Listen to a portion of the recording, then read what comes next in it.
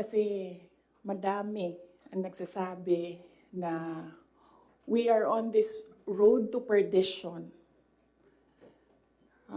Our country is on this road to perdition because matigas ang ulo ni Inday Sara. Hindi siya nakinig sa tatay niya. Kung nakinig lang siya sa tatay niya, tumakbo siyang president,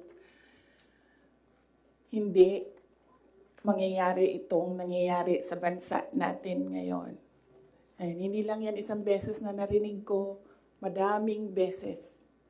Even kapag pumupunta ako sa mga iba't ibang lugar, diretso ako sinasabihan ng mga tao, hindi ka kasi nakinig sa tatay mo.